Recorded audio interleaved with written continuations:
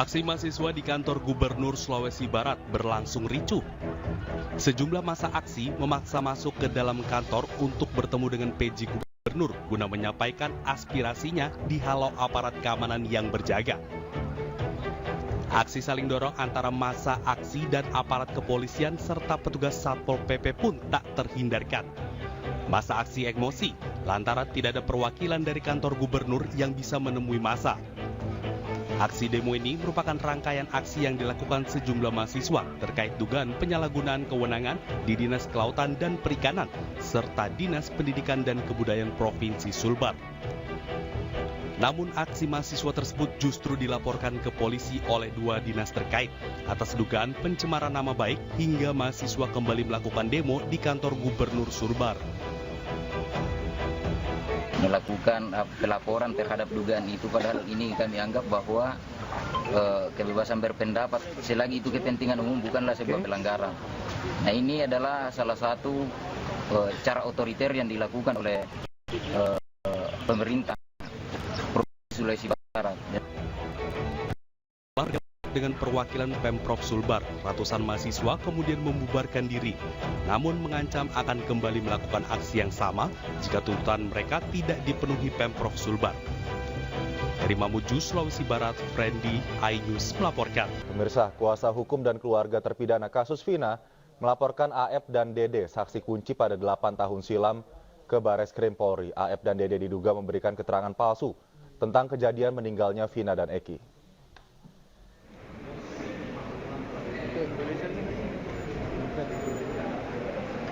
Ini dia. Kuasa hukum terpidana kasus Vina di Cirebon bersama keluarga terpidana mendatangi Bareskrim Mabes Polri untuk melaporkan AF dan Dede terkait dugaan keterangan palsu yang mereka berikan pada 2016 silam.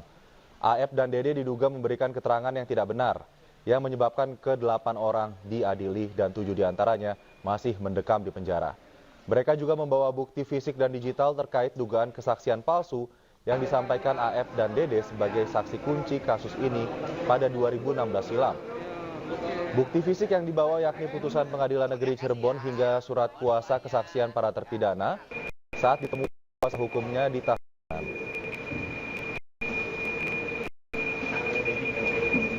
Kami dari tim kuasa hukum hari ini memang betul mendapatkan kuasa daripada terpidana dan maupun dari keluarga terpidana untuk melaporkan 2 orang ya yang bernama Aep dan Dede.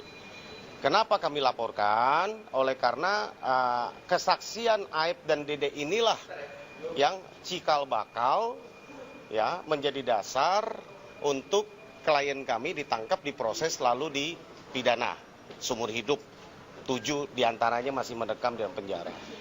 Dia lihat anak-anak lempar batu. Dugaan dia lihat dari jarak 100 meter malam hari. Jam 10 malam. Jam 10 malam sedangkan itu jalan menikung. Dan dugaan kejar-kejaran motor. Ya pokoknya nggak bener Mbak itu semuanya. Pemirsa, mantan Menko Polhukam Mahfud MD mengapresiasi hasil putusan dalam sidang pra-peradilan Peggy Setiawan. Ia menilai sejak awal penanganan kasus pembunuhan Vina dan Eki tak profesional, kolutif, dan konspiratif. Bagus. Memang sejak awal saya berpikir memang pra-peradilan harus menerima permohonan pra-peradilan dari Peggy. Karena seperti saya katakan dulu, itu kan penanganannya bukan hanya terlihat tidak profesional, tapi juga menimbulkan kesan kolutif dan konspiratif. Nah, di dalam prinsip hukum pidana itu ada adagium, lebih baik membebaskan 1000 orang yang bersalah daripada Anda menghukum 1 orang saja yang tidak bersalah. Itu sangat jahat menghukum orang yang tidak jelas kesalahannya. Oleh sebab itu saya tabiklah kepada hakim yang telah memutus pra-peradilan dengan berani, jujur, dan juga kepada pengacaranya yang gigih memperjuangkan Peggy. Hormat juga kepada Polda Jawa Barat yang sudah menyatakan menerima dan akan melaksanakan putusan pra-peradilan. Sementara itu, kuasa hukum Peggy Setiawan Tony RM menyebut surat perintah penghentian penyidikan atau SP3 terhadap Peggy dalam kasus Vina Eki telah diterbitkan di hari yang sama dengan putusan pra-peradilan Peggy Setiawan. Hal itu disebutkan dalam program Rakyat Bersuara iNews TV berikut. Jadi gini, Bung Aiman sebentar. Ya. Ya, jadi setelah adanya putusan pra-peradilan, kemudian Polda Jawa Barat kan melakukan konferensi pers bahwa akan mematuhi putusan pra-peradilan. Yang menjadi kewenangan penyidik dalam hal ini mematuhi adalah untuk memberhentikan penyidikan terkait penyidikan terhadap Peggy Setiawan dalam kasus Vina Eki. Nah, kemudian yang kedua membebaskan dari tahanan. Nah, kami agak lama waktu itu banyak yang menanyakan kenapa Peggy keluarnya lama, kenapa Peggy keluarnya. Kami dari pengadilan kemudian istirahat di base camp ya. Kemudian jalan ke pengadilan itu untuk ke Polda Jawa Barat untuk menjemput Peggy Setiawan. Ternyata jawaban dari penyidik akan melakukan gelar perkara. Gelar perkara untuk apa? Gelar perkara untuk menghentikan penyidikan. Itu. Jadi harus dilakukan gelar perkara dulu. Makanya dalam SP3 ini dasarnya juga ada yaitu gelar perkara pada tanggal 8 Juli 2024. Oh, hari yang sama. Dan hari sama dikeluarkan langsung SP3. Betul. Hasil gelar perkara itu kemudian diterbitkanlah SP3. Itu penghentian penyidikan dan kemudian mengeluarkan Peggy dari tahanan. Pemirsa, usai dinyatakan bebas dari segala tuduhan, mantan terpidana kasus Vina Cirebon Peggy Setiawan menantang AF untuk membuktikan seluruh kesaksiannya. Dalam unggahan YouTube, AF ditantang berdebat terkait kejanggalan kesaksiannya pada kasus Vina yang membuat Peggy sempat menghuni bilik tahanan. AF tantang nih AF harus muncul nih ketemu Peggy. Debat sama saya, kalau misalkan kamu laki-laki, kamu jengkel, kamu harus belum dibuktikan. Penjarain. Saya tantang AF, kamu kapan debat di mana? AF tantang nih sama Peggy. Ya, katanya di kesaksiannya yang tahu lah, terus kejadian lah, apa. AF ditantang sama Peggy. AF kalau kamu laki-laki, gentle. Ada debat bersama, kapan ketemu, kita atur waktu. Kamu jangan menyudutkan seseorang, jangan mematikan nama baik seseorang, dan jangan kamu mematikan masa depan seseorang. Kalau kamu gentle, tunjukkan. AF, kami akan laporkan ke Mabes Polri terkait keterangan palsu ini. Karena faktanya sudah penetapan tersangkanya sudah dinyatakan batal. Sehingga keterangan-keterangan yang tertuang ya itu laporan palsu ya, terutama yang melaporkan ini awalnya ya, kalau memang melaporkan adanya Peggy yang dimaksud adalah Peggy ini ya, gitu. Sementara praktisi hukum Rasman Arief Nasution akan melaporkan Hakim Eman Sulaiman ke Komisi Yudisial dan Pengawas Mahkamah Agung. Rasman menyebutkan bahwa Hakim Eman Sulaiman tidak paham hukum, bahkan melampaui kewenangan.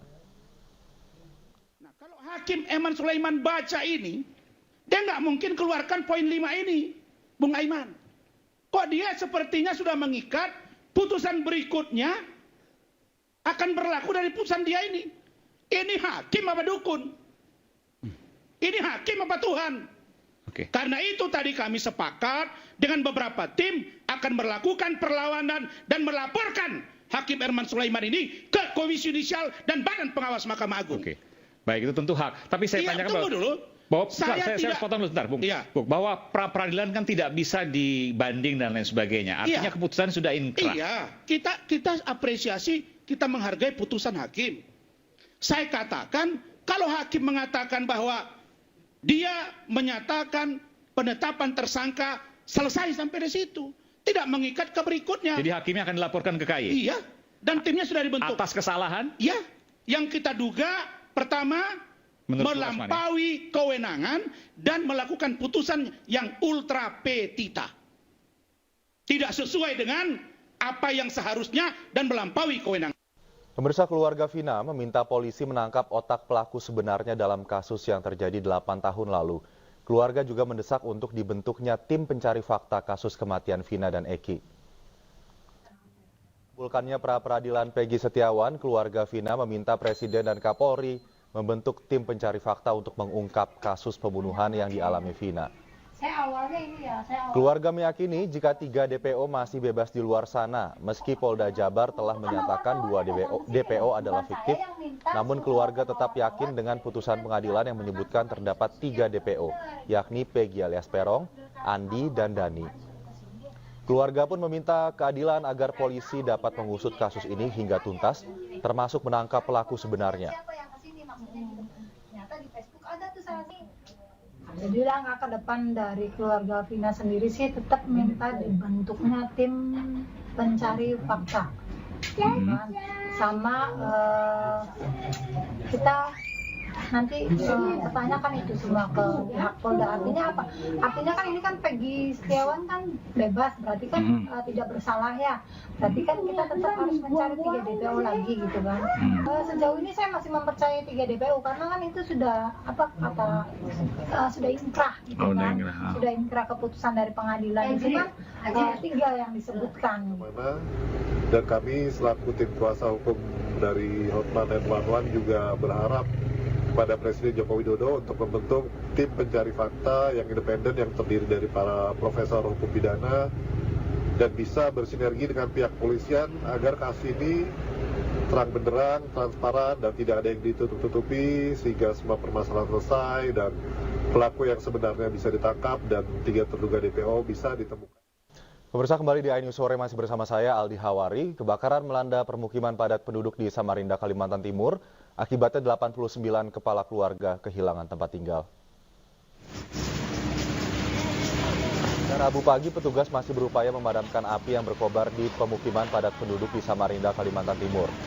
Proses pemadaman mengalami kesulitan lantaran tiupan angin yang kencang hingga sumber air yang terbatas di lokasi kejadian. Akibatnya sebanyak 2 bangsalan yang terdiri 89 pintu ludes terbakar. Sebanyak 89 kepala keluarga yang terdiri dari 324 jiwa kehilangan tempat tinggal mereka. Polisi masih menyelidiki penyebab kebakaran ini.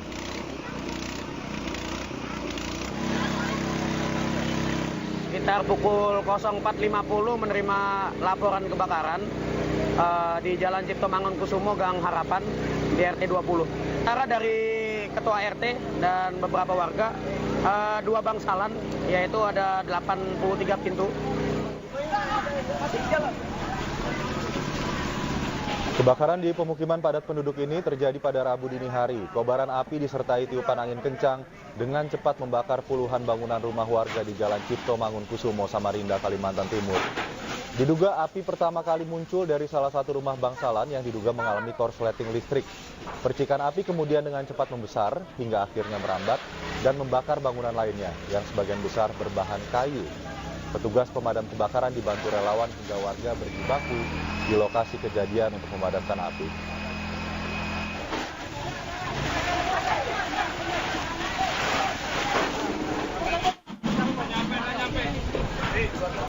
Kita ke informasi lainnya. Aksi pembakaran rumah wartawan asal Karo, Sumatera Utara, Sempurna Pasaribu pada 27 Juni lalu terekam kamera pengawas. Dalam rekaman kamera pengawas ada 2 orang eksekutor yang memantau rumah korban.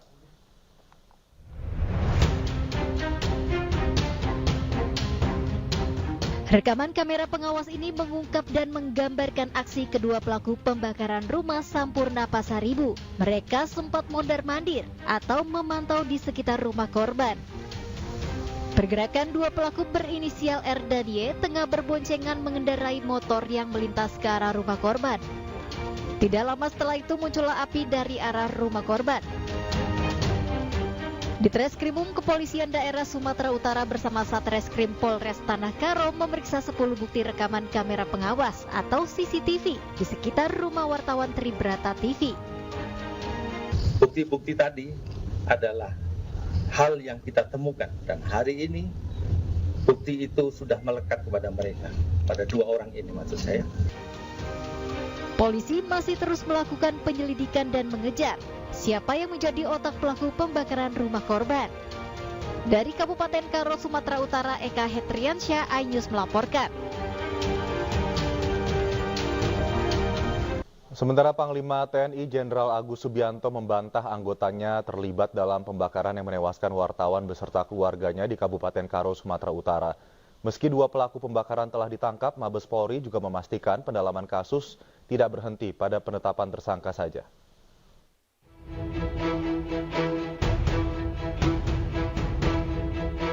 Panglima TNI Jenderal Agus Subianto menanggapi terkait dugaan keterlibatan oknum prajurit dalam kasus pembakaran rumah hingga tewasnya wartawan beserta keluarganya di Kabupaten Karo, Sumatera Utara. Menurut Panglima, tidak ada keterlibatan prajurit TNI dalam kejadian tersebut. Saya rasa dari Polri sudah mengatasi yang rumah wartawan bakar sudah diatasi oleh Polri. Tapi ada keterlibatan dari anggota TNI, prajurit atau nggak ada. Polisi juga telah menangkap 2 tersangka yang membakar rumah wartawan bernama Sampurna Pasaribu di Karo. Dari hasil penyelidikan sementara, polisi menyebut peristiwa ini murni pembakaran yang disengaja setelah mengamankan barang bukti botol bekas BBM yang tidak jauh dari lokasi kebakaran.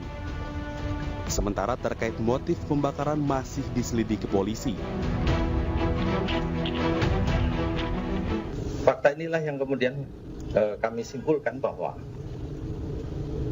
ini adalah kejahatan. Dan kita terus menguatkan pembuktian kita terkait dengan kasus ini. Hari ini kami tangkap para eksekutornya dan sedang bekerja kita untuk menentukan siapa orang-orang yang kemudian terlibat selain para eksekutor ini.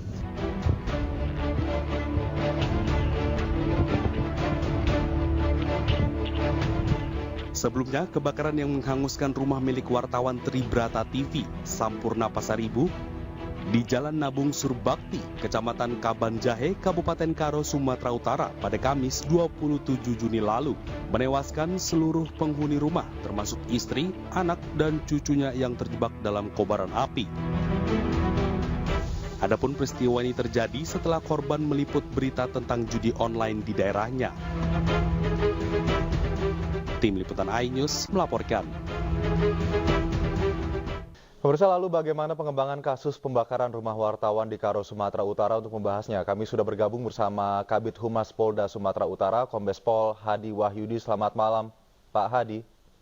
Assalamualaikum, selamat malam, Mas. Waalaikumsalam, Pak Hadi. Langsung saja, bagaimana keterangan dari 2 tersangka yang telah ditangkap oleh polisi ini terkait dengan motif yang dilakukan dan apa saja peran dari 2 tersangka tersebut?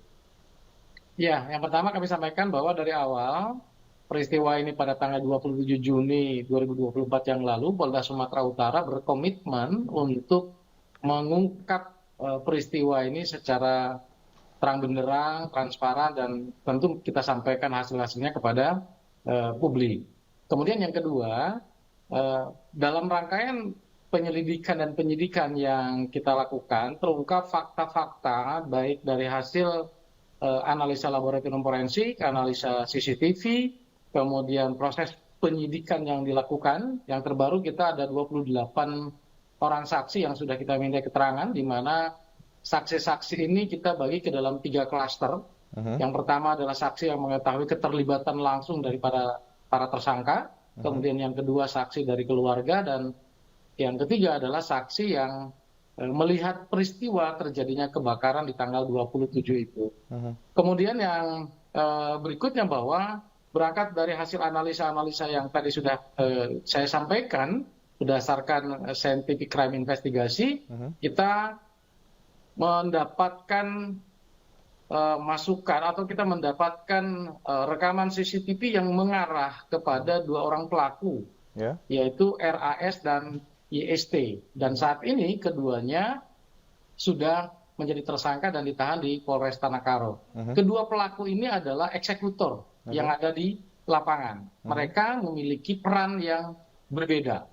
RAS itu adalah orang yang membeli campuran bahan bakar Pertalite dengan solar yang dia campur sendiri. Kemudian dia juga yang membonceng pelaku yang kedua, yaitu YST. YST ini adalah orang yang membawa 2 kemasan botol plastik yang berisi bahan bakar campuran itu, yang kemudian dia siramkan ke seluruh dinding permukaan rumah daripada korban, dan yang berikutnya dia pula yang membuang barang bukti. Dari barang bukti inilah kita pun juga sudah melakukan pemeriksaan, kemudian sidik jari, dan terdapat kesesuaian dengan apa yang dihasilkan dari proses penyidikan terhadap 2 tersangka ini. Baik, keterangan dari 2 tersangka tersebut, motif apa Pak yang melatar belakangi kasus pembakaran ini? Dari 2 orang ini, mereka saling mengetahui, saling mengenal dengan korban. Tetapi kami masih menggali, polisi masih menggali terkait dengan motif. Karena yang tadi saya sampaikan, Bapak Kapolda sampaikan sebelumnya, dirilis hari Senin yang lalu, bahwa kita tidak berhenti dari 2 eksekutor yang sudah kita tetapkan menjadi tersangka.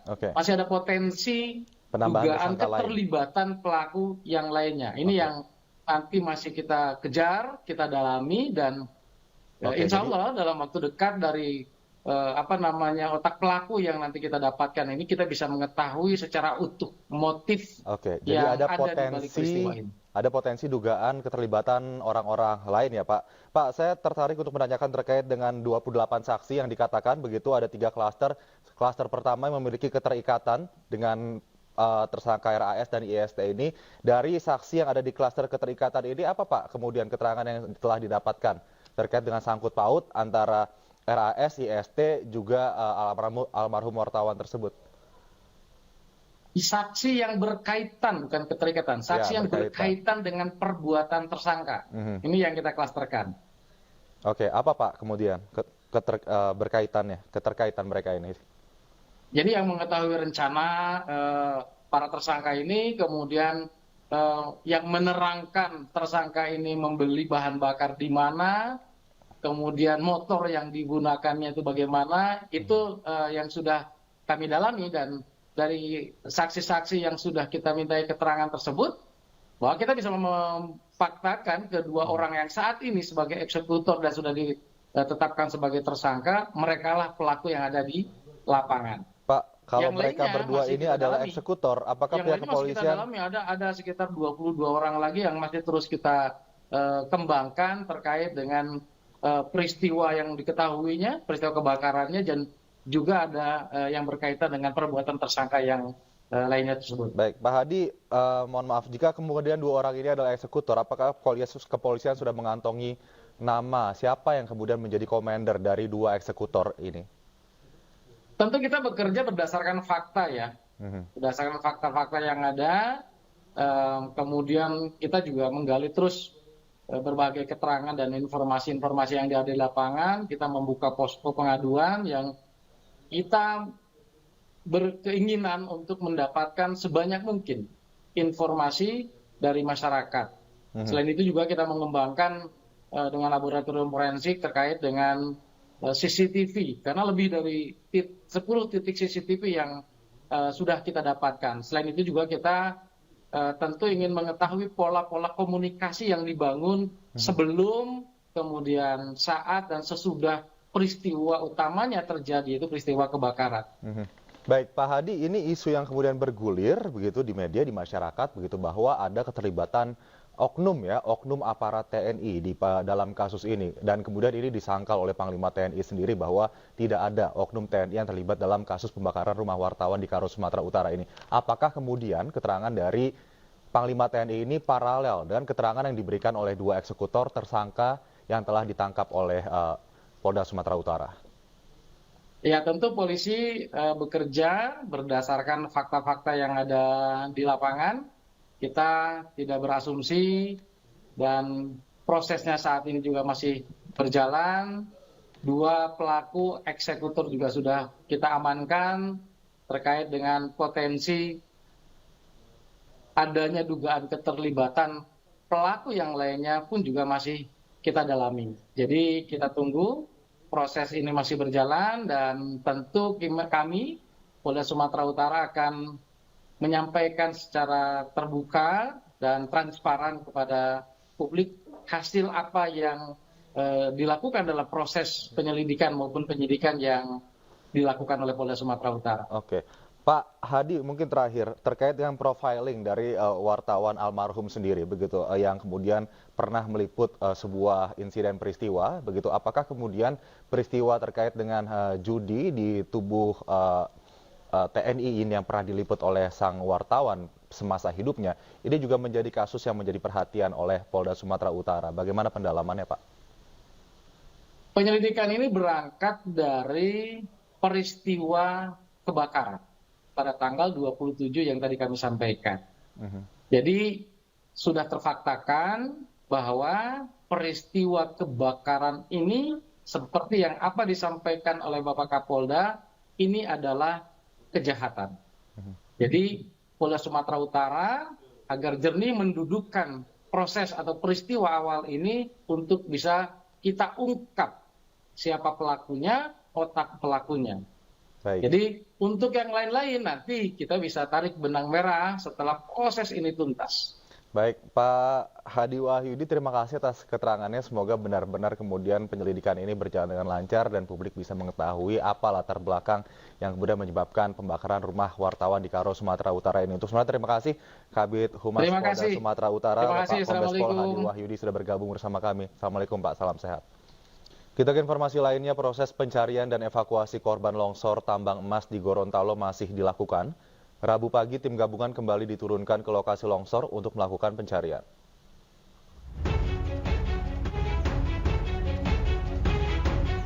Pasca longsor Gorontalo, sebanyak 50 anggota tim gabungan pencarian dan evakuasi kembali diturunkan ke lokasi longsor. Mereka nantinya akan menggantikan tim yang saat ini turun dari lokasi longsor tambang. Mereka bekerja secara bergantian agar upaya pencarian korban hilang bisa berjalan maksimal. Hingga kini, korban yang sudah ditemukan mencapai 23 orang, sementara 22 orang sudah diambil keluarga dan 1 orang belum bisa diidentifikasi. Terus sampai saat ini belum ada informasi dari atas atau ditemukan atau belum? Belum ada, Pak. Belum ada? Ya, belum ada. Sampai sekarang belum ada. Cuma yang sempat orang kasih tahu 4 orang tadi malam, yang mana ada salah satu yang korban dari titik bor 19, sempat ditemukan tapi dia ada ciri-ciri memakai cincin warna merah, ada tai lalat di hidung.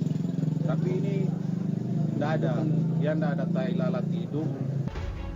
Proses evakuasi korban longsor tambang di Gorontalo terus dilakukan tim gabungan.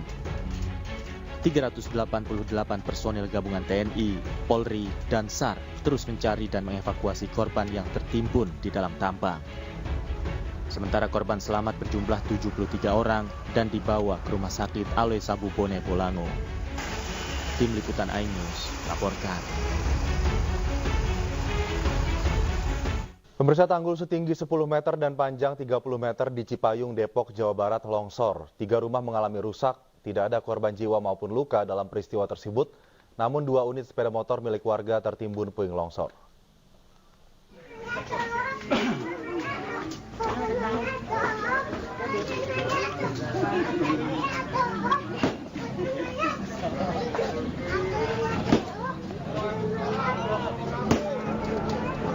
Akibat hujan deras yang melanda kota Depok, tanggul setinggi 10 meter dan panjang 30 meter di Jalan Taman Induk Cipayung, Depok, Jawa Barat, longsor. Akibat peristiwa tersebut, 3 rumah rusak parah di bagian depan dan belakang. Sempat terdengar suara gemuruh saat peristiwa itu terjadi. Tidak ada korban jiwa ataupun luka dalam peristiwa tersebut, karena saat peristiwa terjadi, penghuni rumah langsung menyelamatkan diri ke tempat yang lebih aman. Pas hujan tahu-tahu bunyi krek gitu kan, terus saya peluk anak-anak gitu kan, anak-anak saya peluk, nggak lama tetangga teriak, "Mas, keluar dari rumah," gitu. Pas saya buka pintu udah nggak ada jalanan.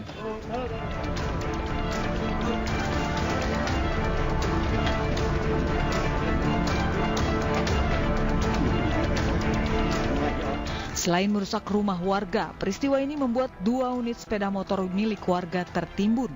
Satgas PUPR yang datang ke lokasi langsung mengevakuasi motor yang tertimbun. Dari Depok, Jawa Barat, Iyung Rizky, iNews melaporkan. Bersama relawan perempuan dan anak Partai Perindo mendampingi korban penganiayaan ke Kejaksaan Negeri Kota Depok. Kehadiran RPA Partai Perindo bersama korban guna mendorong kasus penganiayaan segera diproses.